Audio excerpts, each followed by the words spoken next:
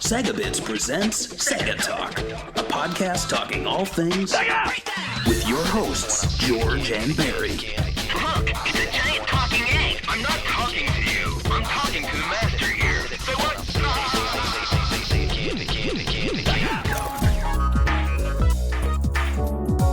Hello and welcome to the Sega Talk podcast. I'm Barry, with me is George. Hello, everyone. And George, I can't see, but what color is your shirt? Blue. Baby blue. Damn. I'm Why? blue too. I was hoping we'd have a blue and red thing going on here. The reason why is because we are talking about Gunstar Superheroes, or GSH as I call it throughout the show notes, because I'm not typing that out every time. But, yeah, why did we pick this game? Well, the ball was kind of in my court. We sometimes go back and forth if we don't have a Patreon suggestion. But if you do want to suggest a show, you can join our Patreon. At the, I believe, $20 level, you can pick the show. And the great thing is you just let that go for 1 month. You pick the show you want, and you can revert it back to a lower level if you see fit. Of course, we always appreciate a little more, but we understand that not everyone can do that every month. But, like I said, if you want to pick one episode for us to cover, whatever game, Sega, event, console you want, hit us up on patreon.com/segabits. There's some other tiers there, too.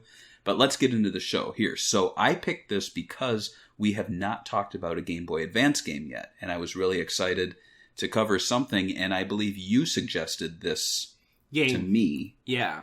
Yes. And the great thing is I own it. You own it. In fact, you said you have your Game Boy Advance with you. I have mine here. Oh, yes. So look how cool we are. And we're going to be talking about the Game Boy Advance pretty soon here. But first, let's kick off the show with the little factoids about the game. So, Gunstar Superheroes, known as Gunstar Future Heroes in Europe. Yep. Little aside, the Teenage Mutant Ninja Turtles was called the Teenage Mutant Hero Turtles over there. Like, what's with them and changing names? I don't know. They just want to make everything harder for us when we talk about it. For sure. They want us to go, the Mega Drive Genesis. Thankfully, that's the only time we have a little name change here. Yeah. This game was released in November 2005 for the Game Boy Advance. It was Treasure's sequel to 1993's Gunstar Heroes, which was Sega Talk number 35, so you can go back and listen to that. Treasure had a self-professed aversion to sequels, which makes Superheroes and the 2004 GBA sequel to Guardian Heroes called Advance Guardian Heroes quite a surprise to fans. Still, it could be argued that because both that game and this game are more like reworked remakes than direct sequels, Treasure has stuck to their guns in not making direct sequels. So, before we discuss our memories of Gunstar Superheroes, like I said, it's worth discussing the Game Boy Advance itself because this is our first GBA show on Sega Talk, and I don't think we're doing a GBA-focused, hardware episode. Of course not. So, before we get into the game, I just want to talk about that. So, first off, what are your thoughts on the platform? What was your first model? Where does it rank amongst all the handhelds? And what are your recommended games? You run through those, and then I will go. Recommended. Dude, there's so many games on the Game Boy Advance that, to even have 3 recommended games, I would be like... Yeah. Gunstar Superheroes for sure is a recommended game. I think a lot of people underestimate the game. And I have heard that it's called a reworking of the original. But I think they have a lot of little, interesting things in here, like the shoot 'em up top level and, few other things they do in here that use what the Game Boy Advance was pretty good at. You know what I mean? Effect-wise. Yeah. My first model of the Game Boy was the original model, which I actually prefer, but I dislike that it obviously does not have a backlight. So that's why I actually went and bought one modded with a backlight. That's the one I use right now. Beautiful. You hear it? Yeah, I do. So yeah, I use it, and especially for this game, I feel like the SP, which I kind of I liked it when it came out, but those the L and the right button are really hard to hit all the time, right? And it makes your hands hurt, and you really need that in Gunstar Heroes. So I do like the extra space that the Game Boy does. I think the buttons aren't perfect. I wish they were higher quality. But besides that, I really love it, and I actually like it more than the DS and the 3DS because I like the idea that it has one screen. I'm not that big of the 2-screen. I wasn't really that sold on that when it came out. Right. So to me, it was just kind of a gimmick, and I thought it made some games a little more annoying to play, like Sonic Rush, for example. It has 2 screens, and then there's like a gap. Sometimes it was kind of weird. But besides that, I like the Game Boy Advance as it's in the top 3 for sure. I want to say maybe my favorite handheld, and I know this is kind of weird, but it's kind of like a Neo Geo and like this one, and maybe like I guess the original Game. No, I actually don't like the original Game Boy that much. I think it's overrated actually. So, but I used to have a Pocket that I used to like. I thought that was a lot. It made the original Game Boy games bearable to play. I thought the original Game Boys with the green, it has so much ghosting and it's so like old tech that no. But what about you? What's your experience with the Game Boy Advance and what do you think about it? Because I know you're way more into handheld consoles than I am.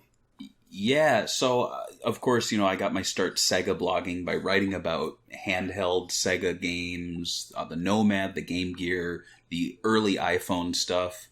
And the Game Boy Advance was always something I really wanted to get, I think ever since the Sonic games started to come out for it, because these weren't straight ports, they were full-on new games, and I knew they made 3 of them, and then there was like Sonic Battle, and I was like, and it was killing me, and I was like, I gotta go out and get like a used Game Boy Advance, because this was probably 2000, I want to say 2006 or, no, probably 2007.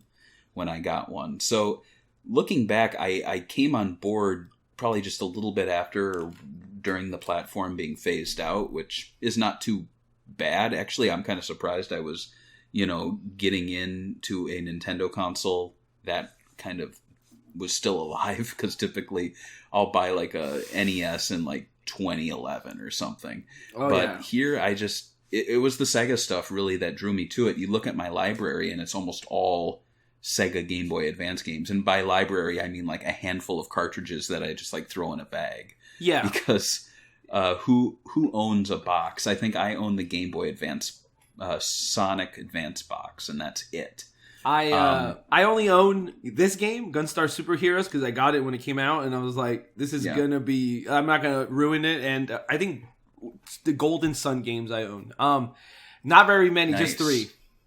So nice. Yeah. So I would say, so my short little story is that I went out to a GameStop and I saw these for sale, and I don't remember how much they were, but they were not much. Like, I want to say maybe 40, 50, like nothing crazy. And I found a beautiful looking model. I picked the one that looked the nicest, Yeah. And I came home and I opened it up and I turned it on and it wasn't backlit. Oh. And I was like, I thought the SP was backlit. Mm-mm. And I did a little digging and I was like, oh, the first version wasn't. That sucks. No. So I ran back to the store, exchanged it, and I got a nasty scratched up, this is the one, like scratched up baby blue. I hated it, and so I immediately went online and looked for decals. So this is actually a like orange wood kind of decal, which looks really nice. Actually, I like it. I mean, it looks weird on the blue, but this is my Game Boy Advance, and I'll turn mine on too since you did as well. So I was gonna say you got the lighter or the brighter one, right? Because like I know they did a regular backlit, and then they did a re-release where it's like even brighter now. Which I think mine's really bright, and it's got a little button that you can, like change the brightness, and I love it. And I'll honestly say, like, including all the Sega consoles, all Sega handhelds too, I would put Game Boy Advance SP as probably my second favorite. And I'm saying the SP specifically because I love that it folds shut. I love the backlit. That, like you said, the triggers are a little weird, and it does suck that you need like an extension cord for a headphone. Mm-hmm. But honestly, I would say 3DS is my top pick, followed by the Game Boy Advance, and then after that, the Nomad. That's a pretty good list. And I can't make lists if I haven't played it. So obviously, like the PSP, the Vita, I've never owned one. I've never really played them, so I can't include them. But I'm sure they probably would. One of them would be up there because those are pretty cool looking. as far as games that I would suggest, like you mentioned, Golden Sun, those are great. Advance Wars, I don't own it, but I've played emulations of it, and that's a lot of fun. It's a great on-the-go game. And really, any of the Sega ones are worth checking out. I think Jet Grind Radio is really interesting because it's like an isometric version of the game, and it's like a full adaptation of the entire game. So you get the full maps, you get all the skaters, you get Professor K, which is kind of weird. Yeah. And then, of course, Gunstar Superheroes, which was what we're going to talk about. It's such an amazing looking game. Yeah. It's probably one of the best looking games on the handheld. And we're going to get into that right now. So, you mentioned you owned it. You bought it when it came out. So when did you first play Gunstar Superheroes? And did you play it before or after the original? I know that's a weird question, but it's worth asking. After the original, for sure. I was really hyped about this one. It was one of those games where I was kind of like going back and reading interviews and going like, this might be it. This is the game that will bring Treasure back, right? Like, I was really excited about it because it's for a while they were kind of like, just like sombering around. They were making games, but the games they were doing were never to the, I guess, fandom of what their 90s games were. And so I was like, they're finally going back and making sequels that they should have done, you know, in the Genesis. Like, this one should have been a Sega Genesis entry, right? So to me, it was weird, but it felt kind of like a little like disheartening that it was on the Game Boy Advance and not a like a GameCube game. But I guess in the same time, we're at this like moment in history in console games where people thought that if you're going to make a game on a GameCube or PS2, it has to be a full budget 3D game that has a beginning and end because they're always $50 and no one's going to go and buy Gunstar Superheroes for $50 when it looks like a Sega Genesis game or Super Nintendo game. I guess this one would be closer to Super Nintendo if Gunstar was on Super Nintendo more than it was on Genesis, because I feel like a lot of the effects that they use in this game are all like Super Nintendo based. But what about you? Yeah, and that's a great point, because I think why I really liked the Game Boy Advance at the time was that, you know, we were moving past the Dreamcast into the Xbox, PS2, Game Boy, or GameCube era, and there were lesser and lesser 2D games, and I was like, where are these games happening? And they really all seem to be happening on the Game Boy. And so, like you said, it does very much feel like a SNES in terms of how the games look and feel, but it feels like an improved SNES. Yeah. And I really like that about it. That's what made the Sonic game so interesting to me. It was like, what if Sonic was on the Super NES instead of the Genesis? Yeah. So in the case of this, like this game, they really went all out with any of the effects that they were able to take advantage of with this. And it was so impressive. And at the time, you know, I'm pretty sure I picked this up just because I saw the Sega logo on the cartridge. I bought it used. I don't know when. I could check my eBay history. Maybe I got it off eBay. But I know I did very little research. I just got it because it sounded interesting. And when I played it, something about it seemed very familiar. So I'm certain that I did rent Gunstar Heroes in the past, but I've never owned it. So I guess I could guess and say that I played the original game before this, but I can't say for certain. It's one of those things, you know, it's like you play it like Dynamite Heady for sure. I know I played. Yeah. But it's tricky. I don't have the best memory because I'm thinking of stuff from like 1992 or 3, but yeah, so what I find so interesting about this then, like I said, this is like a quasi-sequel. So quasi-sequels on new forms were pretty common back in the 80s and 90s. We had games like Castle of Illusion, Rystar, Treasure's own Dynamite Heady, differing enough from the console version to kind of be an entirely new game. So do you think Gunstar Superheroes kind of carries on this tradition? And do you think developers do this to keep their work from becoming stale on their end? You know, like, what I find really strange is we look at Castle of Illusion, and I passed that over on the Game Gear because I'm like, I have it on the Genesis. Years later, I learn it's a completely different game. Like, I almost feel like they're making a mistake and giving it the same title. They do that a lot. I've noticed that. Like some of the Game Gear and Master System ports were like redesigned. Some of the stages where you could have just like called it like, I don't know, like that Ristar. You could call it Ristar Mini Adventure or something. Right. And this kind of feels like a remix, I guess. And the story is kind of similar, and it's like, but I've never really. I mean, what was the question again? Well, the question was. First off, do you feel like this is in that kind of same vein where it's like the handheld version is them just trying to like not so much remake the game, but present a flavor of it so that the developers don't feel like they're doing the same old adaptation for the smaller screen? Yeah, I mean, obviously we don't know what the developers were thinking, but this is just kind of an open-ended question to talk about. To me, when I first played it and I beat the whole game, it really felt to me like Treasure was sitting there and they were like, look, this is all the effects that you could do on the Game Boy Advance. Let's make a game designed around all these effects. Like every single stage, it feels like they were just designed on like gimmicks that were on the console, and I think it's kind of in the spirit of the original. If you guys go back and watch our original, a lot of the bosses were made by individual pixels that they put together, and they were really, really proud of that tech. I feel like in this one they did the same thing with the like weirdo, like the scrolling and the way they did the rotation.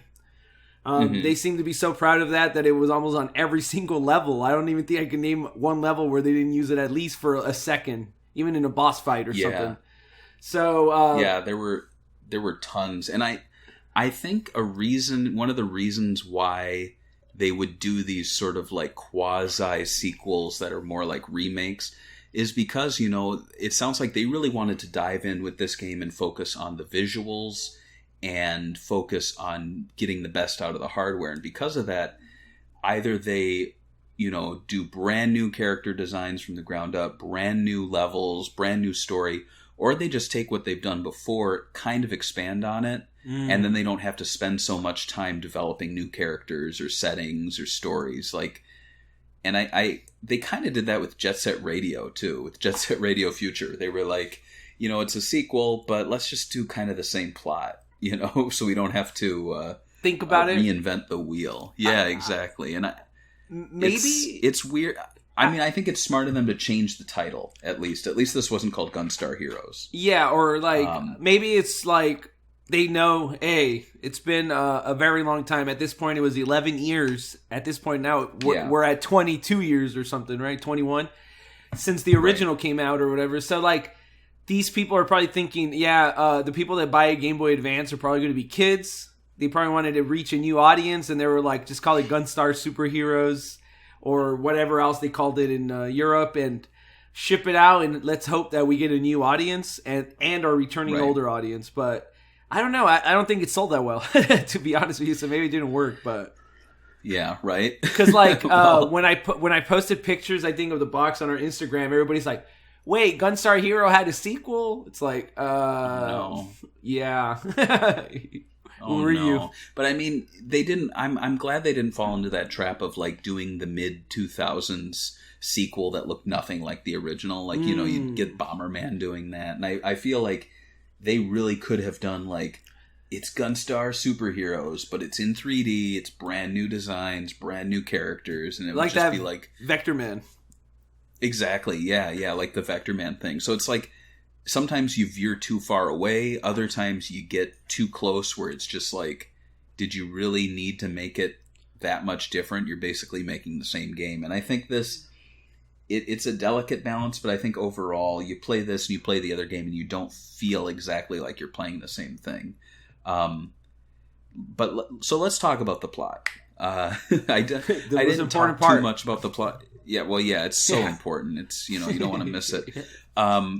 The game takes place 1,000 years after the original, and it even has an opening cutscene. I thought this was cool, directly referencing the previous game. Mm-hmm. But despite this, it's largely a retread of the original game. So, as is the new tradition here with our video format, if you're watching us, we will play the opening cutscene, and I'll kind of read over it and then we can discuss it. So whenever you're ready to hit play, let me know.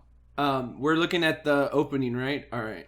Yeah. Whenever you're ready. 1, 2, 3. All right. Oh yeah. Licensed by Nintendo. You seeing this amazing stuff? Yeah. Treasure is burning. Great. The logo, I love it. So they say, we have to stop him. And so these are like clips from the last game. Your journey ends here, says, what is it, Gray. Where is he? That light. It's too late. No, the Earth under one person's power. Wait, he won? In the past. You can tell it's black and Two white. heroes I love the fought music. against the terrible Destructor. These two noble heroes were known as the Gunstar heroes. But nothing else was known about them, because we didn't take time to flesh out their characters.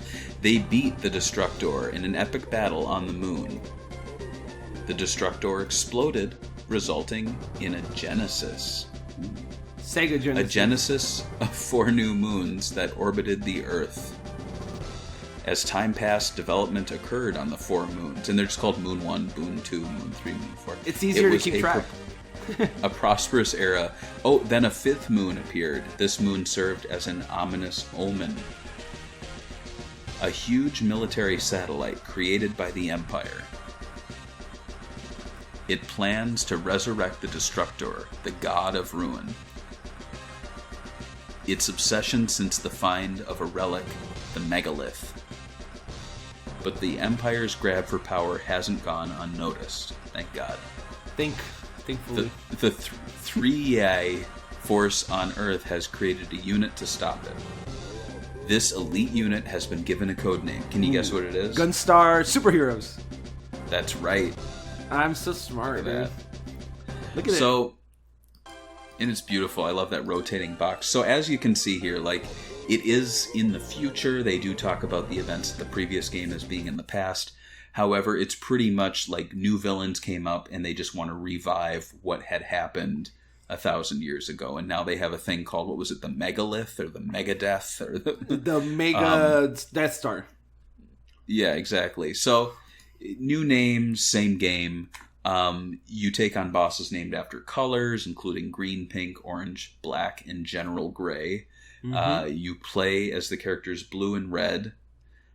So, what are your thoughts on Gunstar Superheroes plot? Do you think it's different enough from the original, or do you think it's too samey? So, the original, I remember, had 2 plots, right? When it was one for the North American version and one for the Japanese version. And I know a lot of people say that, like, they're super different. And I think there's just, like, little details where it's like, okay, of course they changed this thing around for no reason. But in the end of the day, I think a lot of the main points were intact. And I think everybody, I don't know, I haven't even looked it up, but I'm pretty sure everybody agrees that the Japanese one is the real one, right? Because this one is obviously referencing the Japanese story. So I personally think it's okay. I mean, it's just fine. I mean, it's one of those stories like with these action games, do I really play like Contra 3 or Contra Hardcore and go, man, that story, it left me weeping. That robotic dog, the way I destroyed all those aliens, it was, right. You know what I mean? So to me, it's almost like a high fantasy kind of popcorn story going on here, where it's like the bare basic, kind of like classic Sonic. Go beat Eggman, collect the crystals. This one has Earth, and it has all these like new Earths that came around, and you know, just to set up the plot and the whole world. It works for what it's doing, especially for an old school 16-bit / whatever the bit this Game Boy Advance has. I heard somewhere that it was 32. Was it? I heard somewhere it was 32, okay. But I'm like, does that even work? And it's kind of like a marketing gimmick, you know what I mean? So I don't know. You know, the Jaguar 64 is the best. Everybody knows, but bits kind of lost their meaning. But I think the plot's okay. I mean, it sounds like it's setting up something new and original with the planets and everything, and then it just kind of goes. And now the bad guys are back, and they want to revive the thing, you know. But that's fine, you know. At the end of the day, I'm not playing this game for the plot or even the characters. Like, I don't think Red and Blue even in the last game, are memorable characters. They're fine. They're fine. The They're serviceable. art looks kind of cool. Yeah, they're like them, serviceable characters. That's what you're saying. Like, and I think even the developers are just like, oh, this is red, this is blue. Look at the designs. They don't have actual like personalities or plots with them. Yeah. I mean, it's almost like something out of like 80s arcade games where player 1 and player 2 are just colors, you know, like Mario and Luigi. Or Double Dragon. Right, exactly. So, you know, it's in that vein where they weren't looking to make a game. Like Gunstar Heroes, it's not Sonic the Hedgehog. The characters' names are not the title. The characters aren't the stars. The star is really the graphics and the gameplay. Yep, and the design of the level. The character could look like anything, but as long as they got that like gun that goes, you know, and there's all these enemies flying all over the place, like that's what I want. And you know, you look at other treasure games, like what was it, Bangai-O, where the main character is like the size of like a fly on your screen. It doesn't matter what the robot looks like; it's the gameplay. It's seeing all those bullets and those enemies. And honestly, talking about it, I want to go play Bangai-O right now. But before I do that, so. Of course, we discussed the gameplay of the original on our 35th episode, but believe it or not, we are not covering the same ground here. I thought, oh man, I hope the gameplay is exactly the same so I can just say, go listen to that one. But no. No, it's not. Despite being a remake/sequel, Super Heroes makes quite a few changes to the original formula. And from my reading online, like most people didn't like it, which surprised me. So you select red or blue. You're no longer tied to fixed or free aiming modes, which I think defined each character, correct? Mm-hmm. Yeah. Or I think you could select it before you got in, right? Or right, that's what it is. Yeah. And you no longer combine weapons. So instead, the two characters are a lot more equal, and they have a lot more versatile controls. Each character has 3 guns, which can be switched at will. So red has a force gun, a flame shot, and a homing gun. And blue has a flame shot, a laser seeker, and a standard laser. Both have a supercharge meter to unleash powerful attacks. Melee combat is done with the A and B buttons combined with the D-pad, and you are no longer able to throw enemies, which was something you could do in the last game. Some fans found this new style to be less imaginative and restrained. And we've got some images too. Are those up on the screen? We want to talk about red. I put them separately, so I guess here's a design for red, right? Yeah. So let's talk. Let's share your thoughts, and we can focus on red. There was this like Bango, how you talked, the way the robots look. That's kind of like the art that kind of Treasure kind of adopted, and it kind of really shows, I think, in the superhero Gunstar superhero look, or at least the art, like the boots right here and with the legs, the way that the robot looked, that's way more robotic, I think, than any Gunstar looked in the past.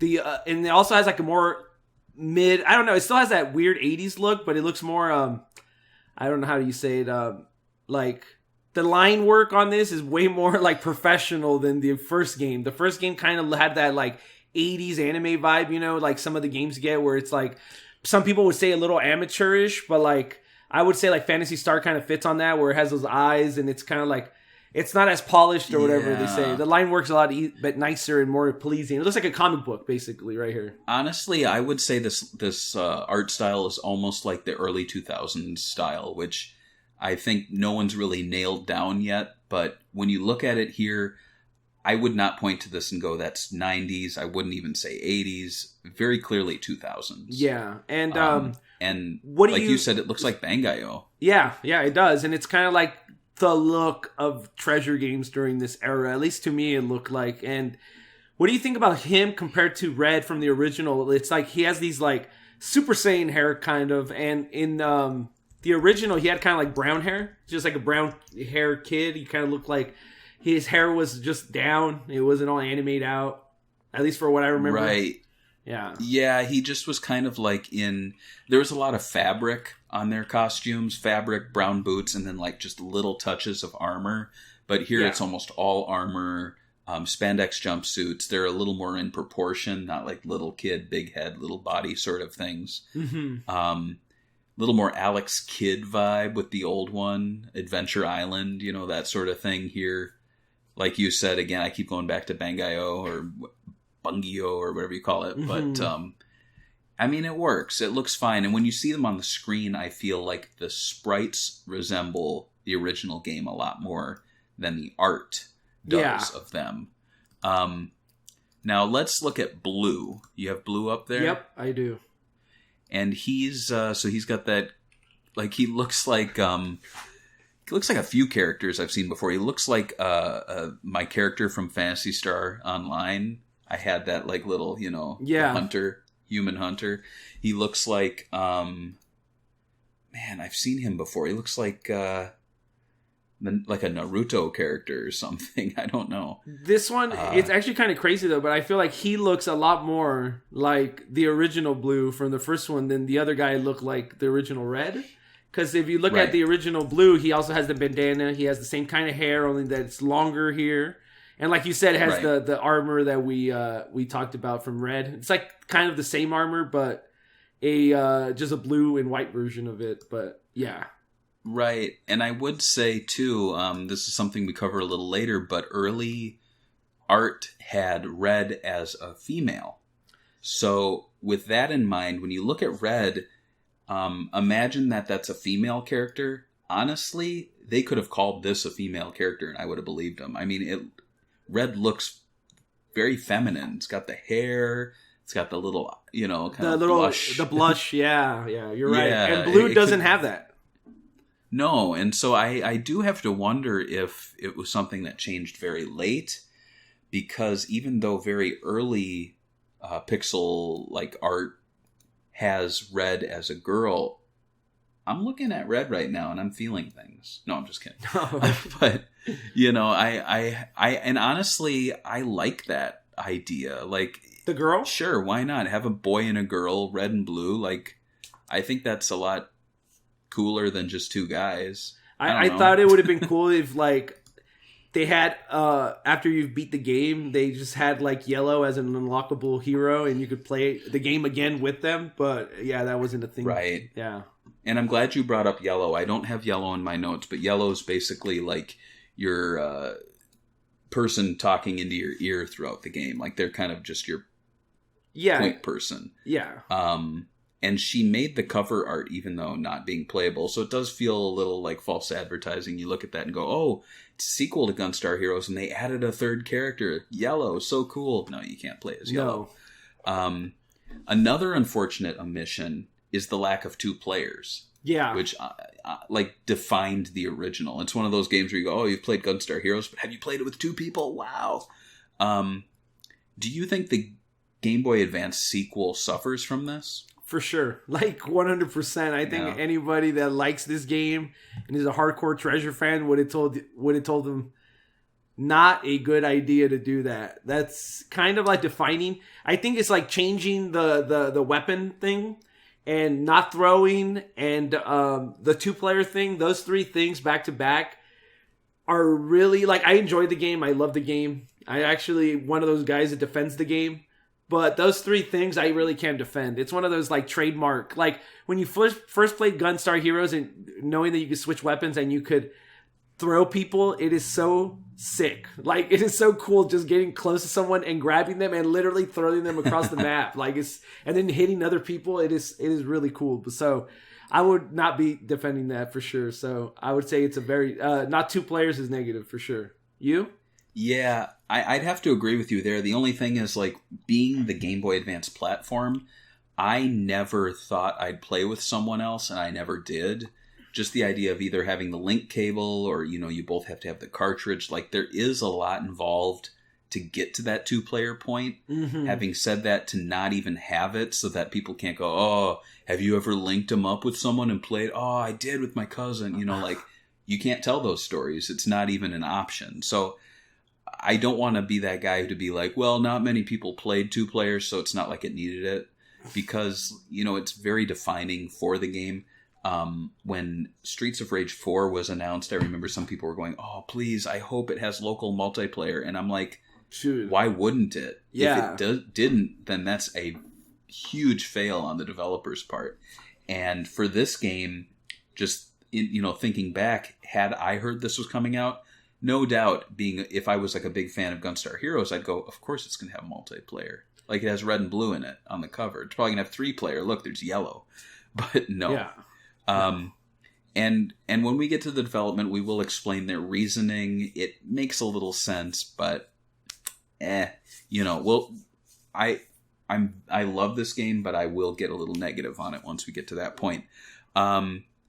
But despite these downgrades, the game itself features a lot more variety over the original Gunstar Heroes. Levels are all based on stages from the original game, but you have more sections and additional scenarios with more variety.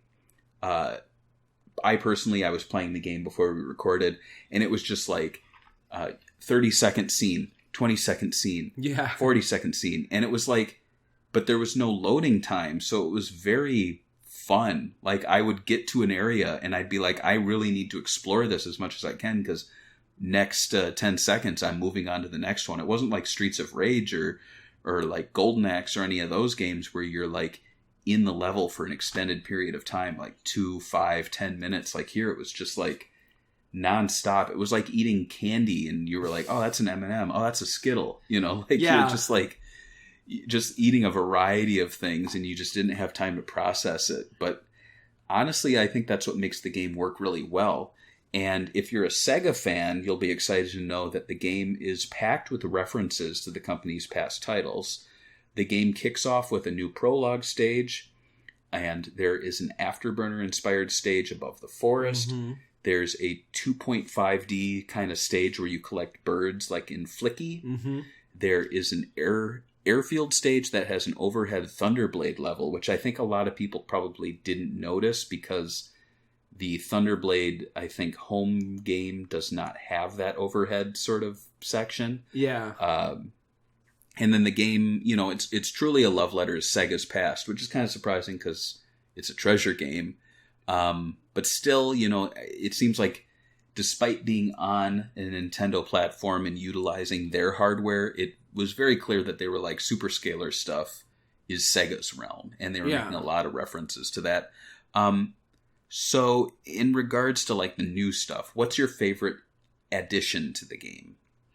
I mean, I liked the shooting levels, I liked all the Sega references. I think that was the reason I came out of this not hating it like other people did. And maybe it's just my bias as a huge Sega fan, but I love the flicky stage. I love just the way they changed the gameplay, and they even brought back the dice rolling game and all the little things, like just some of the stuff that I really found really unique in the original. So and like you said in the beginning, like my favorite aspect of the game is that it's like non-stop action. And that was something that was like really rare like having a game like this was like such a treat in the mid 2000s, because a lot of people were trying to make either like narrative driven games, or they were just moving on from the old style type games. And I feel like this one, and maybe like Contra 4 on the DS, we're trying to bring that sort of like style back, where it's like, I didn't think this game was that punishing hard, but it brought back the action genre in full force, I thought. But what do you think? Absolutely. Yeah. I really liked, like I said, this game does really feel like a remake. However, the fact that it has a prologue, like a zero stage before you get into the actual kind of Gunstar Heroes rehash, is really cool. I love the idea where you enter the base, you go through the security, and there's like guys watching you through a screen.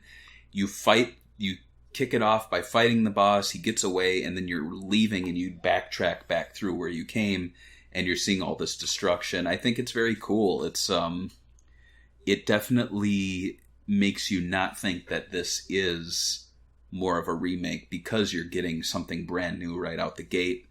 And the other question I had, and I'll answer mine first, like what Sega game did Treasure nail in their execution of kind of remaking? I would say the Thunderblade one. Yeah. They really did a good job at. It's a game, though, that I have not played until recently, thanks to the 3D classics and thanks to actually playing it in an arcade machine.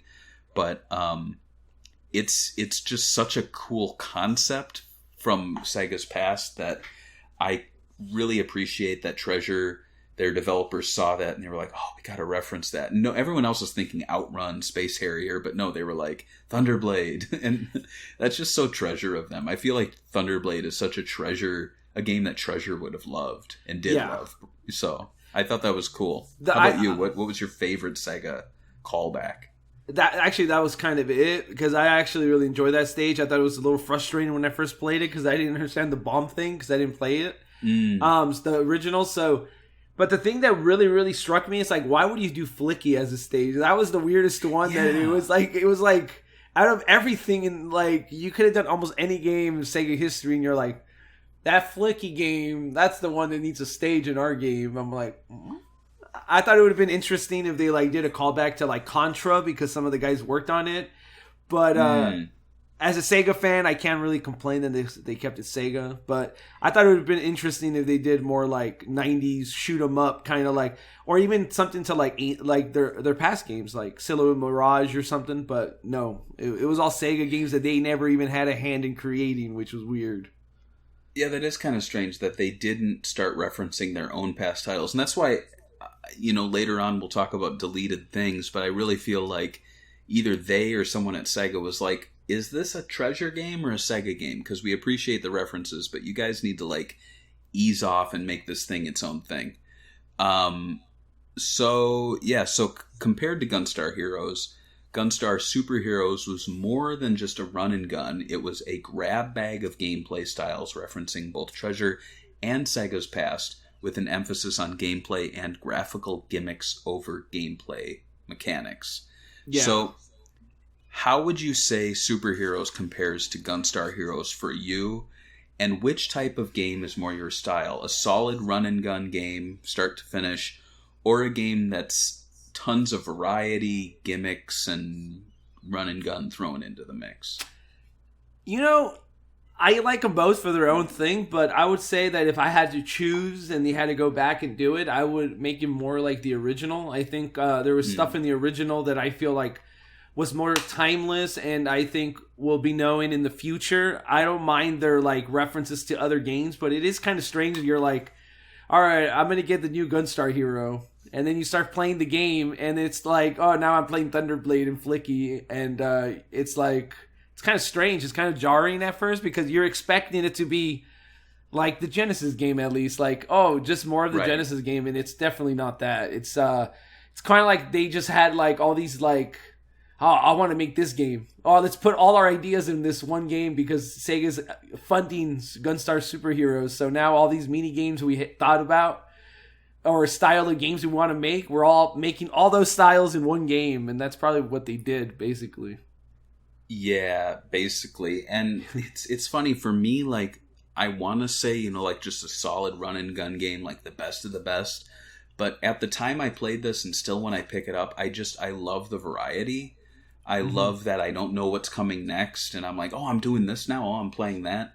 And I think a lot of that comes from the fact that it's not that I have a short attention span. I like to be surprised in games. And I think that's why I loved Bayonetta so much. Because sure, it was like one of the best action, I don't know what you'd call like action adventure games. But at the same time, I was like, oh wait, now I'm playing like Space Harrier. Now I'm playing Afterburner. Like there would just be weird things thrown into the mix. And this game, like the scale of it being on a little handheld, it works so well to have these little bite-sized moments. And since you can save your game and your progress, I would play a stage and then I'd like, shut it down, turn it off and be like, wow, I just experienced a lot of strange different stuff. I don't know if I could handle a full playthrough start to finish. It seems like that would be a lot to take in, like almost like a sugar high, like a gameplay high. You'd be like, oh man, did I just play like 30 games? You have to take a break. And you do. And it's interesting too, because in looking up like materials promoting this game, there wasn't that much, but I did find the original press release from Sega of America in May 2005. Now, I don't know if the game was revealed prior to that, or if this was like day of, like in May 2005, people were like, whoa, they're making it. But man, like press releases were different back then, I feel. Like, sure, like here's Vice President of Entertainment Marketing, Sega of America. And he said, Gunstar Superheroes offers an action-packed arcade experience that's sure to be inviting to newcomers and hardcore gamers alike. Sega and Treasure are giving fans the sequel they've always wanted, right in time for the 10th anniversary of the original Gunstar Heroes. Now, right out the gate, like, there's nothing really wrong there, but to call it an arcade experience is so bizarre to me when it's not an arcade game. Gunstar Heroes was never an arcade game. And I don't even think, like, I know Treasure, they've made games for the arcades, right? But they're not an arcade company. I can't even think of an arcade game they made. Oh, I mean, I guess Ikagura and those shoot 'em ups they did, but, like, are they really known for arcade? Like, everybody I know that played Ikagura or all those games played them on consoles. I've never met anybody that goes, I spent $1,000 and I beat that shoot 'em up. Never. Right, in my life. Right. And so, like, in reading this, it's not too far off from, like, new press releases we get now, but I feel like nowadays, especially, you know, as we record this, what was it, Shin Megumi Tensei 5 got announced? And I'm sure, I haven't read the press release, but I'm sure as hell there's someone in there dropping all these, like, fan-friendly things so that they're like, we know full well what this series is, who the characters are. Here it just kind of feels kind of tone-deaf. They're like, what is Gunstar Superheroes? Well, it's got some Sega arcade references. It's an arcade experience, kids. And it's like, what? You're talking about the anniversary of the original game, and yet you're calling this an arcade game? Like, it's nothing terrible, but still, it's kind of like, it just seems a little tone-deaf on Sega's part. And it's like, ooh, the VP of Entertainment Marketing is here to talk to you. Like, nowadays, I really feel like Sega themselves are putting much more, like, certain people front and center that fans know and trust, and like you see when new Yakuza games are coming out, they're dropping the names of the cities, the name of side characters. They're like, go back to blah blah blah and meet blue blue blue in an all new game that you know like they just seem much more in touch with the actual product. Whereas I feel like in the mid 2000s they were like, we want to focus on our Western projects, but we'll still release those Japanese ones. And I don't know, maybe I'm reading too much into it, but it's just... I mean, maybe, but, like, I think, like, if we went back and we interviewed this guy, Scott Steinberg, and we told him, hey, remember when you released Gunstar Superheroes? What was your opinion on the game when you were marketing it, and what was hard marketing? He probably wouldn't even know what the game is, so he'd be like, what are you talking about? When? Exactly. 2004? Exactly. And I feel like if I go and I talk to the people that are marketing... Yakuza, for example, I feel like they would probably be like, oh yes, I remember this. I wasn't into the series, but then I played it, and like I feel like I hear that a lot from Sega right now. Like the people that do the translations fell in love with the characters, and now that's all they talk about is now like they understand the characters and their motivations a lot better than I feel even fans didn't understand. Like don't understand like Shimu, for example, where we talk about where they're like, Ryu's gonna have his revenge, and it's like, you have not played these games or what? Like, this is not about revenge, my dude. Like, it's supposed to be about the cycle of revenge. Not to go on a tangent, but I feel like when Sega was promoting the HD remasters of Shenmue, they didn't know what Shenmue was. Like, the mere fact that Yu Suzuki's name was not mentioned once in the marketing just was so weird to me. It just seemed both insulting to the guy who created the game, and also just like, Shenmue and Yu Suzuki were synonymous when they were originally promoting the game, and to come out again and be like, hey guys, Shenmue's back in HD, let's pay some guys to go walk around, a couple white guys walking around Japan pointing at things. I mean, here, not to, shit on Scott, sorry Scott, but like, you see the modern stuff coming out, like I said, today's Atlas stuff, and those social media people were very much in tune to what the fans would get excited about. I saw hours before they're like, oh man, my inbox is going to blow up. You guys are going to be so excited. Whereas here, I'm sure Scott was like, Gunstar Superheroes? Oh, it's a sequel to an old one? What's that, like an arcade game? Cool, all right. Hey guys, VP of Entertainment Marketing, here's Scott. It's the 10th anniversary, apparently. Like, this wasn't really pushed as a 10th anniversary game. I didn't see that anywhere. Let me look at the box if it even has it in the box. Nope, I don't see it. No. So, and I honestly don't think, looking at the development, which we'll get into now, I don't think they were looking at releasing this in time for the 10th anniversary, because they worked on this for 3 years, and it was just kind of like, when we're done, we're done.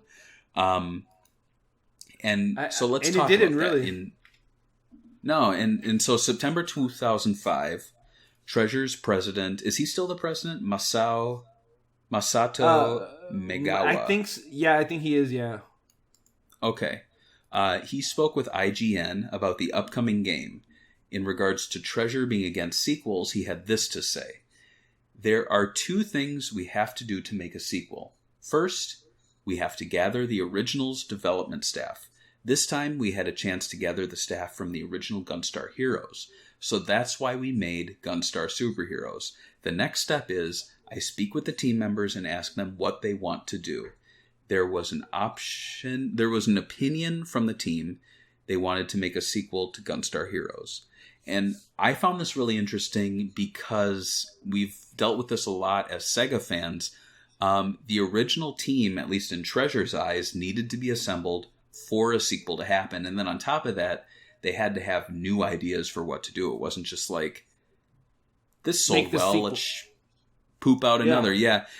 And do you think this is a practice primarily like that Japanese developers as a whole take part in, or do you think this was a Treasure thing? Because, I mean, not to answer the question before you, but I feel like Sega really takes this to heart. Maybe they, personally. I don't know. I mean, I think fans will disagree. Yeah, that they used to take this to heart. I don't know. And I think maybe it held back bringing back some franchises because, like, things changed from 1992 or 93 to 2020, you know, and it's like people want Sega to continue doing these kind of games they used to make, but it's like a lot of the creators are already moving on. Like, they're making blockbuster 3D games. Like Yakuza is a franchise now that's huge, and I know a lot of people used to give me grief for covering it so positively on the site back when nobody cared about it. And I just think that, like, you sometimes need new blood to inject new ideas. I think some games showed us that it works, like Streets of Rage 4, like you mentioned. And sometimes you need the old people back from the team. But I feel like this, if somebody made this, like an indie developer, I think a lot of the fans would be even more harsher on it because they'd be like, they just made it into a mini game. Oh, typical Nintendo trash or whatever, you know? So it's just weird that the original, like, he got the original team together and then they were like, yeah, we want to make a sequel to Gunstar Heroes. Well, thank God you guys are all from the original team because I got you guys all together to talk about this. And yeah, but yeah, I'm actually surprised that he got everybody back. I thought it was just like most of the team, or, you know, like a few of the leads. I think a lot of Sega stuff is just a few leads they need. The people that used to be producers mostly, I've noticed they do sometimes, to just oversee things and give them the okay. But yeah, that's it. What is your thoughts on this? Well, I think, like, the Japanese, not the companies, but more like the developers, I think they view it as almost like we would view, like, for example, if I were to say to you, George, hey, I just listened to an old Beatles album. That was great. Ooh. They should make a new one. And you're like, well, Barry, the band disbanded and some of the members are dead. And I'd be like, they don't need them. Just have new guys make a new Beatles album. What are you talking about? You know, and it's like... You don't think that the record label thought of that? Like, no, I'm just joking. I'm just... Can you imagine, you know what I mean? Like, but then you look at it the other way and you go, man, I love James Bond, but Daniel Craig's retiring. And you'd be like, well, they're just going to cast a new James Bond. And I'd be like, well, yeah, obviously. And so I think, you know, in both cases there, it's a form of entertainment. There's the major players making it happen. But at least in the case of movies, they're disposable. And in the case of music, they're indisposable. And so here, now we look at a thing like a video game. Now, who's doing the music? A composer. How's that any different from the Beatles? You know, like, they brought the same composer back. Okay. And then you look at the character designers, you look at the programmers, like, I don't know, I just feel like they don't feel like if you're going to have this group of people come together, they're going to come together and they're going to make the sequel. You're not going to pluck people from elsewhere and throw them together and have them make the sequel without the original people, either signing off on it or overseeing it. I mean, I don't know. Like with Streets of Rage 4 and with the upcoming Alex Kidd, from what I'm hearing, there is a team within Sega of Japan of older developers who are overseeing this. So they're still giving their thumbs up, and it's still kind of following what we're seeing here with Treasure and how they handled Gunstar Superheroes. And I think it's a common practice over there, and it's maybe becoming less common because we're seeing stuff like Space Channel 5. Kojima, like Kojima's gone, but they're still making sequels to his games. I also think there's some games, like you said, Space Channel 5 right there. I think some of the original team members just don't care. They were probably like, it's not a precious franchise to us. I don't know. Maybe I'm wrong, but it's something I've always wanted a firm answer on. I will say that I give Treasure props for being like getting the original teams back. I feel like in game development, especially today, people that actually make the product are they're just thrown away like they're nothing. Like if you look at the development teams for Assassin's Creed like 3, and then you see like a bunch of other ones, you'll notice that like they just fire employees in Ubisoft like they're nothing. They're like a machine over there, right? They get their 100+ employees. They'll fire some of them, and then they'll move on, and then they'll hire new people that are totally different to do the same work they were doing before. So the idea that Treasure does this, and I think this is probably why Treasure is not as big, because like they weren't constantly hiring people, and like they just kept a small team of friends together in the small company making games they wanted to make. That's pretty rare in video game development, period. Absolutely, and that transitions into the next section here. So, there was a question of, referring back to this interview again, why the Game Boy Advance and not the PSP or the DS? And Masato said that it was because the team wanted to make a 2D game. And like we were saying earlier, it was kind of like, if you're making a GameCube game, it's going to be 3D. If you're going to make a PSP game, it's going to be 3D. And DS, it still got away with the 2D games, but still there were 3D elements, like you saw with the Sonic Rush games, where the sprites were little 3D versions of Sonic. So because of that,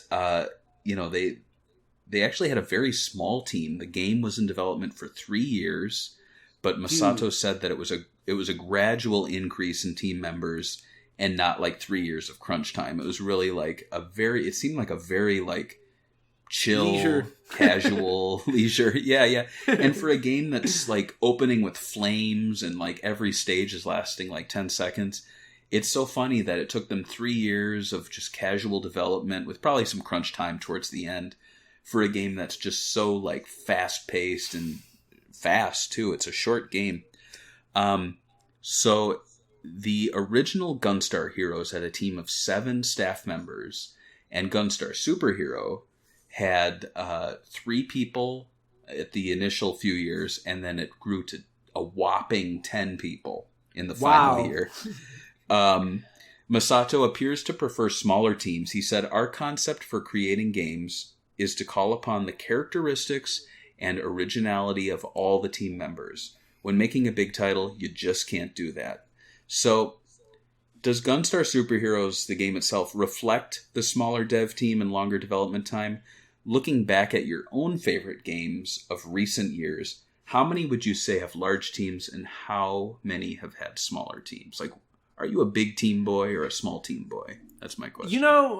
I was looking at my games the other day, and I was looking at all my new Switch games and PS4 games, and I've noticed that if I play something on PS4, it's usually like this large budget, like, oh cool, a million people probably worked on this, And then when I look at my Switch titles, it's like Windjammers. Oh, it's like, oh, I have Windjammers physically. That's cool. Or like Freedom Planet, or even Sonic Mania, where it's just small 2D games. So I have a mix. I would say it's probably 65% playing smaller games, 40-something% playing larger games. Do I prefer either one? I think when you have a smaller team, sometimes you get a more unique experience than a large team, because I feel like a lot of the large team already kind of understand the format and what makes games addictive to us. Like when you play like those Sony games, and when you start playing Sony games, you start noticing they use a lot of the same ideas behind the games to get you captured into the story and into the world. So it's like the same type of open world kind of like collectibles. They also do this thing where somebody in your family dies all the time. It's like, oh, okay, I guess that invests you easily into the character. But yeah, I started noticing that. Like, obviously, Gunstar does not have any of your parents dying or anything like that. So it's more based on gameplay. And I feel like a lot of developers now are too afraid not to have a story like that for a big budget game where it's just like, check out all these crazy things going on. And we got a flicky remake level for no reason. Thank you, guys. It's like, no, right. That doesn't happen and actually, today. you know, looking at modern games too, like when you do get a game where it's not doing that, people are like, oh, this is a nostalgic throwback. Like Sunset Overdrive. I remember when the trailer happened, people were like, this is such a breath of fresh air. Look, it's just crazy characters. The plot doesn't really make much sense. And it just looks fun. And I feel like we could use more of that. It would be really great. For sure. Like, and I'm not trying to date this episode, but like in this time, that these uncertain times that we're living in, I just want some fucking crazy games. The last thing I want to do is play The Last of Us Part 2. I don't need that in my life right now. Shut up. Get away from me. Like, I want... Where the story is, like, physically upsetting people. It's like, bruh, can we get a game where a guy's wearing PJs and he's just punching zombies in the nuts? Exactly. That's all we need, man. Yeah. And, you know, looking at games that I've played in recent years...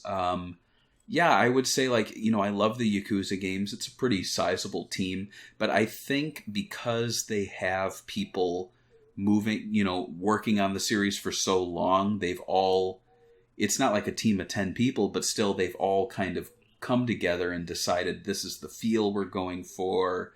I feel like it has really strong leadership pushing the series into certain directions. So I appreciate that.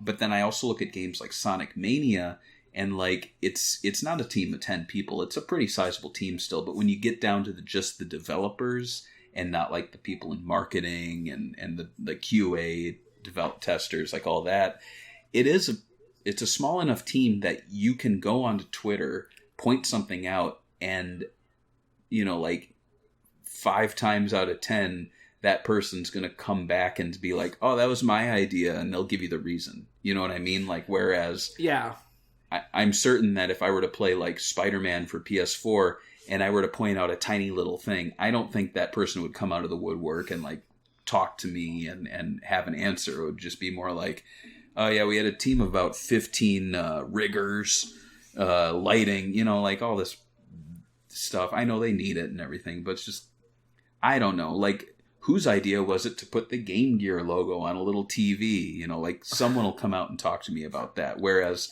Spider-Man, I'm like, oh, whose idea was to do this kind of design for the Daily Bugle? Because it seems like a reference to that video game from the 90s. So, they'd be like, I don't know. I have a question. I have a question for you. Like, okay, so let's say you worked in video games, right? And you were tasked to make a game. Would you want to work for a big company of 1,000 people where you're expendable? Or would you like to work with a team of 10 people where I would say your opinion is more validated or at least taken more serious in the team than someone where you're like in 1,000 you're working with 1,000 people. You're a cog in the machine, right? Like if you're working on the new Sony game, you're a cog in the machine. You're there to like do what you're doing, right? You're a graphic designer. You're probably going to be designing logos within the game. They probably already have the feel. They're probably giving you references to what they want.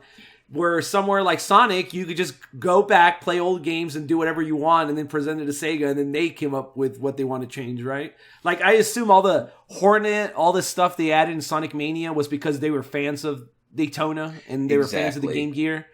And it wasn't just because some marketing team came back and said, hey, we marketed and decided that the Sega Genesis logo is liked 90% on the internet. Right. Well, I'll answer your question, but yeah, talking about that, like a lot of the Easter eggs I see in the new Spider-Man game, I really feel like came out of focus group testing, marketing, all that. I I honestly don't think it was one guy's idea to throw in a costume. Like, there's a lot of discussion behind the scenes about what to put in the game. And, you know, the guy putting in the Hornet, that's probably one guy, you know? Yeah. Whereas Spider-Man's costumes is it's a timed thing. Who's it going to be? What's it going to reference? We have to do the art. We have to run it by the director. We got to do this and that. To answer your question, though, I would prefer a smaller team for sure. Just in my own professional experience, like one of the largest places I've worked at, I did feel like a cog in the machine despite being a designer. Like, there were, I don't want to say hundreds of designers, but it probably came close. And I felt like anything I did, people would go, "Oh, great job, Barry, that looks cool." Hand it off to this other person and they can finish the project. And there's nothing wrong with that. But at the same time, you kind of like feeling a little special. Like, you like to have yourself shine a little bit more. Like what I'm doing now, it's a big company, but I'm a small team of people where people really have come to respect what I am able to do. And they know that if they need something, they come to me. It's not like 15 other people can do what I'm doing. So in that respect, like if I were doing game development, I would love just to like work with the same people on every game, and grow with them rather than being on my own little island and having to like really, really impress people to actually break out. That would be difficult. And it is difficult. Yeah. Talking about work. I want to talk about video games. So here's the big thing. So, the game. Wait, I just lost my place. Lost. So, yeah, Masato said that the main focus of the sequel was the visuals, and he wanted to create many different stages that weren't just shooters, with score attack, time attack features. These features are said to present, he said, more of a challenge to the user as they have to use various skills to play. When talking about the boss 7 Force, which is the underground mine boss with 7 forms, Masato said that there was actually some talk of expanding the amount of forms, noting that 70 Force was considered with all 70 transformations written out. But he said this would have probably taken a year to develop. And while it sounds like he was kind of joking, it also sounds like they did work out like 70 attack forms. What do you think a boss with 70 forms of attack would be like? And do you think this would make Gunstar Superheroes kind of a legendary game? I wouldn't say like a bestseller. Like, I don't think this would help the sales. But in hindsight, looking back, I honestly think, to answer this, like, personally, I think we all would be talking about this game because we're like, this is that game with the boss that has 70 forms. You know? Yeah, like, it would be like Alien Storm or whatever, where it's like, oh, there's only 25 stages but 32 bosses. Kind of like talking about, like, that's what it's known for in history. This one would be known as the, hey, did you know this one had 75 different transformations? And then there would be a video where a YouTuber's doing that face where they're shocked. And then there'll be like, and then it'll say on the side, did you know Gunstar Superheroes had 75 transformations? Right. World record, you know? I think it would have gone in the books more, probably. We talked about Bayonetta earlier, and I remember when that game was coming out, one of the ways they marketed it was they were like, imagine like the end boss to a game. And you're like, okay. And they're like, that's basically every boss in this game. In fact, that's every sub-boss in this game. In fact, there's some enemies who would be an end boss in any other game. And you're like, holy crap. You know, like, if that's what the bosses are like throughout the game, what is the final boss? This must be insane. And it was insane. Like, it delivered on that. It kind of feels like a Platinum game sort of thing with the idea of having a boss that has 70 forms. Like, it just seems so crazy and over the top. When's the last time I'm surprised they didn't do it. When's the last time you've heard of an American studio like talking about bosses this much, where like they actually thought about doing 75 different attack patterns or formations? that doesn't really happen a lot. Like, I feel like a lot of Western studios are like more driven on the story, the side stuff, giving you things to do all the time to like get you into the game. I've never really, I can't, like, even like my favorite games like Uncharted, like my favorite American games, their bosses suck. Like, the boss battles are terrible. It's like the worst part of those games. So I feel like Japanese people just take more pride in boss fights. And when we talked about Binary Domain, I said that was one of my favorite parts of that game, was how they designed the boss battles. And I think this one is kind of like that too. It's they really thought their bosses more than most Western studios think. But yeah, I think Western studios are afraid to be video games. They're afraid to. They want to be movies. Well, yeah, they're afraid to say like there are 7 stages with 2 acts each, and there's a sub boss and then a boss and then the end boss. Like, they want to bust out of that. And I remember the big thing when games started doing that were like, there's no more score, there's no more lives. It's not, like you just sit down and you play. There's no stage. You just go and you're like, oh my God, this is so groundbreaking. Here we are in 2020, and I feel like it's getting a little old. That's why I get so excited when I talk about these games with you.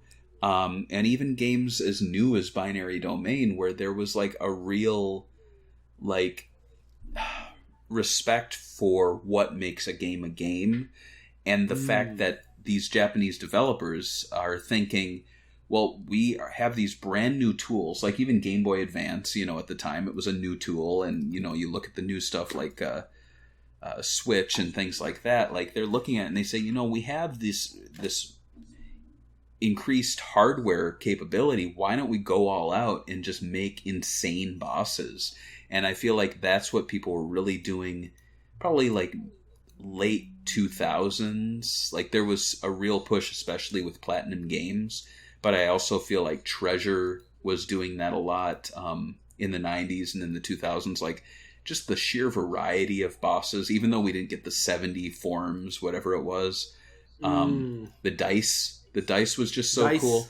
And it kind of came back again with Sonic Mania, where there was like the weather channel boss. Remember that, where it was like you'd battle different elements. Like, it's so fun. It's so unrealistic, but it doesn't need to be realistic because it's a video game. Like, I'm not trying to bash like modern games right now, but it's just there's something really comforting about having that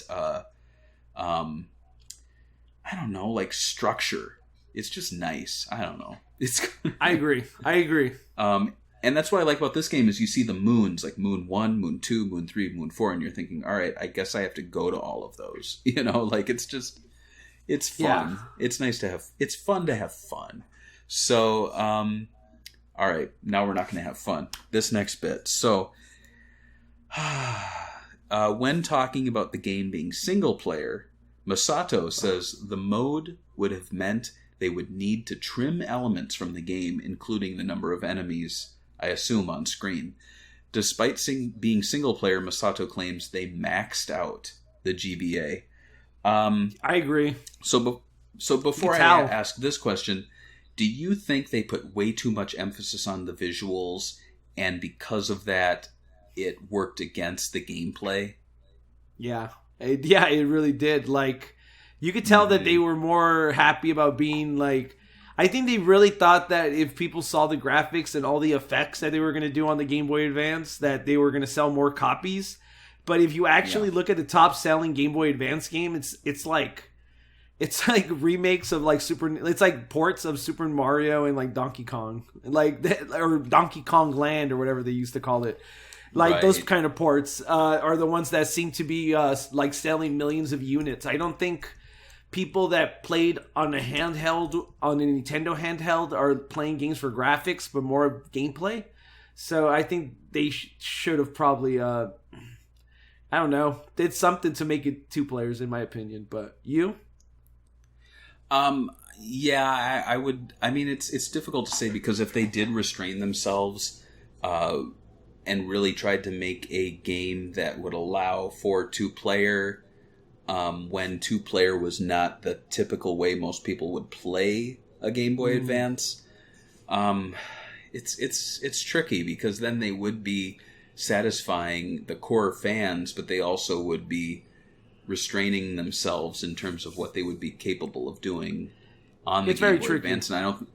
And I don't think we'd be. I think we would be talking about this game still because it's Gunstar Heroes, but I don't think we would be talking anything about the visuals because we'd be like, well, there were fewer enemies on screen, but you could play 2-player, and I have to wonder too if some of the graphical effects would have been possible in 2-player. It's hard to say.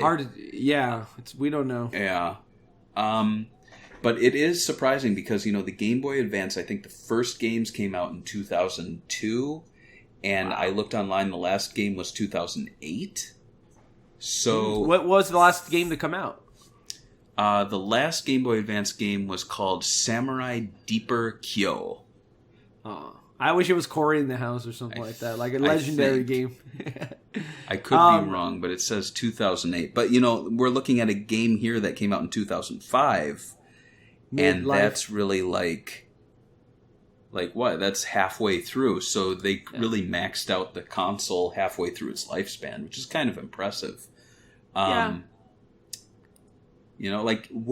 trying to think of some other Game Boy Advance games that really impressed me graphically, and I think even the port of Outrun on the Game Boy Advance, I'm surprised at how they even got that to work and look as good as it does. I don't know if you played that port yet. It's like it comes in a I was like, how do these even look like this? I thought it looks better than Sega Genesis stuff, like that those ports that they try to do with scalar games. But maybe I'm crazy. Right. Am I crazy? No. You're the sanest man I've ever spoken to. The most... Yeah, you got it. I was going to say, but that's what I thought. And you bring up Outrun there. So Gunstar Superheroes, it actually had a number of elements that were removed from the final game. We did talk about all those Sega callbacks, but there were even more. So there was axed music that included tracks from Galaxy Force 2, Super Thunder Blade, Afterburner 2, Altered Beast, E-SWAT, and Golden Axe. All music tracks from the games. Also omitted were characters from E-SWAT and Altered Beast, which are speculated to have appeared in Black's Dice Maze. Wow. So I didn't know that one. Do you think... Yeah, so this stuff got pulled pretty late in development. Do you think this was Treasure, or do you think this was Sega? And this is just speculation. Who do you think made this call? No idea, but knowing the history of how this kind of stuff works, probably Sega. Because, didn't we just have that story that the Streets of Rage 4 development team wanted to put Joe Musashi from Shinobi in it, and Sega's like, no way. Maybe there's something here, too, like that. But my thing is, E-SWAT is not that popular, so just let them have it, in my opinion. Yeah, it's hard to say. I have to wonder if Sega saw the development moving along and they were like, guys, we really appreciate the references, but this is your own game, so maybe not put these guys in there and this music in there. Also going back to them saying if we were going to make a sequel, we'd have the original development team. Maybe they thought it was a little iffy to put all these overt references in a game. Like the actual characters. Right, like the actual characters and the actual music. And to be honest, it's cool and all, but it's like Bayonetta had Sega references too, so what's the problem? But I think Bayonetta was a little more hidden Easter eggs, whereas here it's just straight up characters and songs from old Sega games appearing in a sequel to a Treasure game, which seems a little strange. There was some other deleted content, too. They had melee attacks for the final boss, Gold and Silver, as well as the ability for the players to kick and roll, like Sonic the Hedgehog. There were also, as I mentioned, early game designs for characters in the game, including a female Red.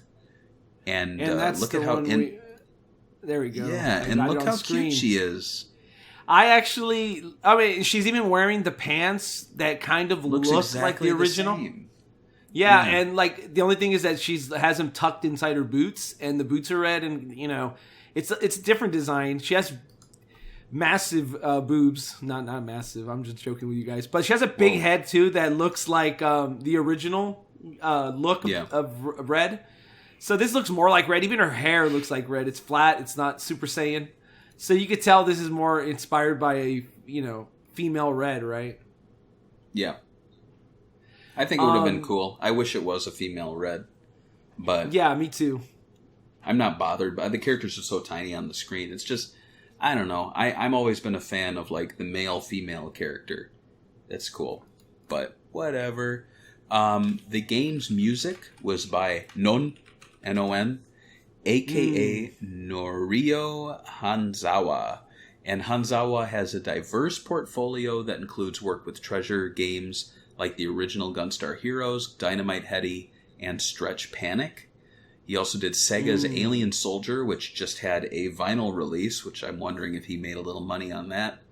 Hopefully. Nintendo's Wario World, and licensed games. This one was cool, like the Simpsons Arcade, and I can already hear that in my head, that brank, brank, brank, brank, brank, when you put the coins in. And Tiny Toon Adventures Scary Dreams for the NES. Though oddly, his work dries up in 2009 with Sin and Punishment Star Successor. Good game too. He's not dead, I don't think. No, he's sleeping. But I don't know what he's doing now. And this is kind of off topic, but like, how do they make money? Because like I see being celebrities. Well, I don't know. I see Hideki Naganuma, and like the guy's making some music, but like, how is he making a living when I don't really see him doing many game soundtracks anymore or any music really? It's funny because I was Hideo, the guy that does Outrun. I remember when I was looking, he kept on posting his SoundCloud. And I started looking into it, and that guy is making music for like the weirdest things. Like, I remember he posted a Philips washing machine that he made the sound effects for. So it's like, oh, that's cool. Like, I guess they do products over there sometimes. I mean, I don't know about Naganuma. I think Naganuma right now is just a troll. But I don't know what his work is. I have to wonder if, like, I can't imagine they're making like money off of old album sales. It's not like Tiny Toon Adventures has a soundtrack out there for their NES game, but it's just I worry about these guys. I want them to do well, and so I get a little concerned when I see them not working for like 11 years. But then, like you said, they're actually probably doing work. It's just not in areas we suspect. Like we talked about Seaman, and they're like working in completely different areas right now and not out of work, so it's hard to say. It's just hope he's doing well, because I like the game's OST. What's your favorite track? What? You're gonna put that on me right now? I actually don't remember the tracks. I do like the dice stage. I think there was one called, last time I looked it up, Neo City. The Guns track is really good. Some of the boss themes are really well done. And that's kind of what I remember thinking when I heard it. I usually play the Game Boy Advance. It's weird, like on almost mute. Like it's so weird. Like I have the original one, so I technically have the option for a headphone, but I don't do it that much, and I don't know why. When I use headphones for a long time, it makes my ears hurt, so I don't. But it's a good soundtrack, I would say. Better than the first one. I think if I say that, fans would hate me for it, so I would say no. What about you? Nothing really stands out as super catchy to me. Then again, I sometimes play my Game Boy Advance like on silent, just because I don't always have a headphone handy with the weird adapter. But I think the fact that they brought him back to work on the game really says a lot. I think the game itself, here, I'll turn up the volume. It sounds nice. It sounds like a Game Boy Advance game, to be honest. Like, they all kind of... The first game I really played was Sonic Advance, so every game after that sounds like Sonic Advance to me. Oh, yeah. But it's cool. You can hear it, right? Very adventurous. So yeah, all in all, just solid overall soundtrack. I think any of the remixes that he's doing sound cool, just to hear them in a new style.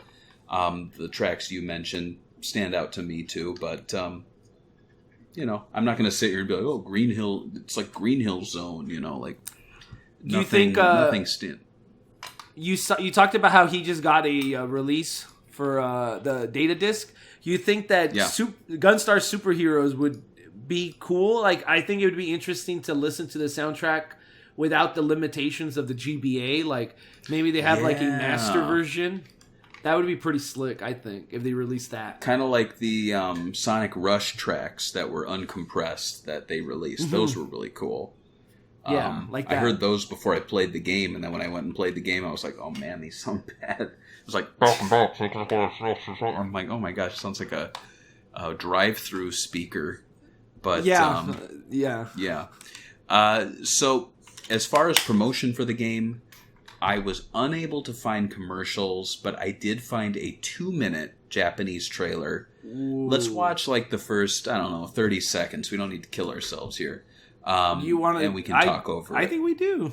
Let me center it. Tell me when you want to press play. Let's do it in 3, 2, 1. Sega. I know them. Treasure. I've never heard of them. Oh, Japanese. I know that. 2D. I know that. GBA. I know that. I'm assuming it says the best 2D game ever. That's what it says, right? Oh, maybe. Yeah. Like, do you think 2D was kind of like an anomaly at the time? Yeah, probably. I mean, I don't know. I mean, not for the GBA. It was all 2D. I mean, they run through the opening cutscenes and they show the new characters, so... Music change.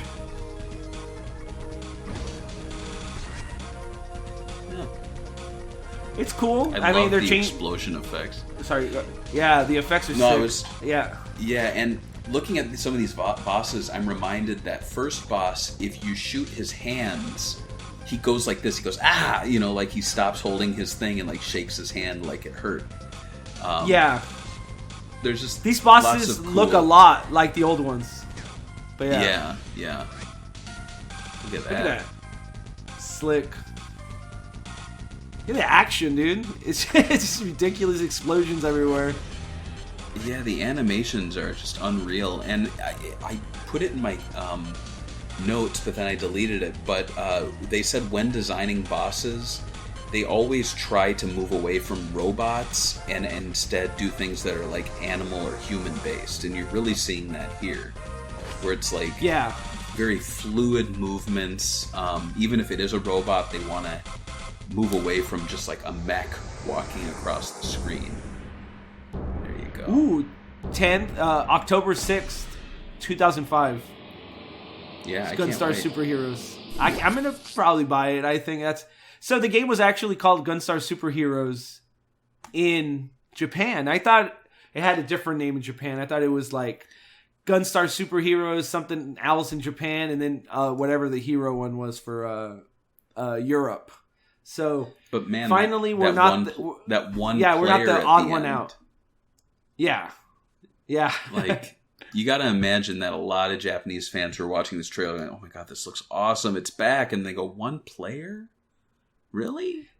They shouldn't have said that. They should have just been like, shh about it and lied about it. Yeah, just lie about it. 3 characters in it. I mean, despite that, the game actually received really good reviews upon release. Famitsu gave it an 85. EGM gave an odd 7.67 out of 10. I don't know why they do that. IGN, and yeah, you like that? 7.67? Yeah. IGN was 9 out of 10. Good old Nintendo Power was 9.5 out of 10. And Eurogamer gave it a 5 out of 10. And that's why they changed the title over there. Because of you guys. Right. The game was also named Best GBA Game of E3 2005 by several outlets. But despite look the at the praise, competition. the game did not sell well. In fact, Nintendo Power, like in later issues, they kept trying to push people to buy it. I don't know if it was because Nintendo themselves were like, hey, we need to move this game, start promoting it. Or if the writing staff was just like, this game's so good, guys, please pick it up. It's the best game you're not buying. Wow, I'm looking at some of the competition, all right? I just want to... Yeah. And there wasn't too much competition, I think. Like, I'm looking at the other games, and there were, like, Mario Tennis Power Tour, like, Drill Dozer, the Pokemon Mystery Dungeon games came out that year. DK King of Swing, and some Mario Party Advance are, like, the ones that listed before Gunstar Superheroes on Google. And they also did Banjo Pilot. So, I mean, that's kind of interesting, but, like, yeah, it is the best game released in 2005. No doubt about it. No doubt about it in my mind. So, yeah. I would say yeah. Unfortunately, Eurogamer did not agree with you. And it's kind of becoming a thing here where we read like a bad review. This thing was long, this review, blah, blah, blah. This guy... So, one of my major qualms or beefs with reviewers is when they like write a review for a game they don't like, but then they keep interjecting going, no, I know all the internet nerds want to cut my head off now, but I'm just going to say, and I'm just like, dude, if you think your opinions are shit, then your opinions are probably shit. Yeah. Like maybe rethink what you're saying, like, I don't want to offend anyone, but, and I'm like, well then don't say what you're going to say because you're going to offend. Yeah, exactly. So this guy, his big issue, he actually made some good points like we were talking about where it does not play like the previous game. Having said that, he did not seem to like the direction it went at all. He thought the Astro Boy game was hugely overrated, which is I think a lot of people would disagree on the internet because like I feel like it's probably one of the least talked about games on the Game Boy Advance. Like I've never heard anybody that is not a Sega fan or a Treasure fan or a Sonic Team aficionado or whatever talk about this game and go to Astro Boy. Like, when's the last time you heard anyone talk about Astro Boy or be on a list of games? No, exactly. Yeah.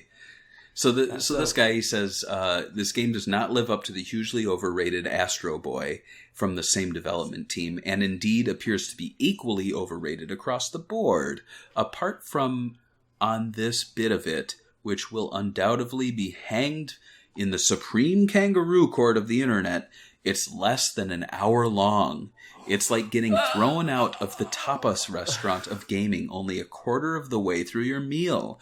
A tiny morsel of each nice idea only manages to whet your appetite for that experience, and then suddenly you're sat outside in an alleyway with nothing left to play.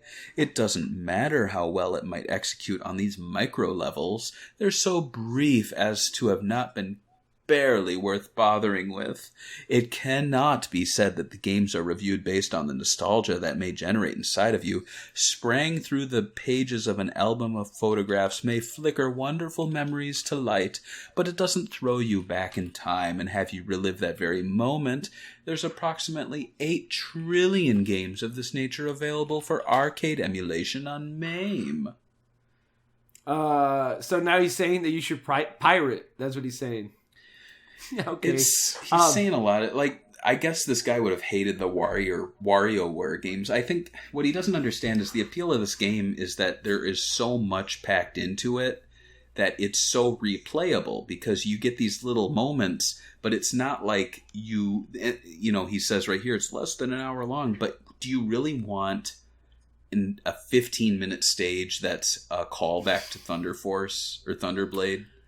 No. And when I say it's a little short, I think it's one of those games where it's like having a really tasty burrito and you want another one, but there is no other one being made. I get that feeling, but I feel like those kind of games that leave you wanting more are good games. Like, I hate when I play a game and I'm like, bro, I was sick of this game 20 hours ago. Just stop doing this already.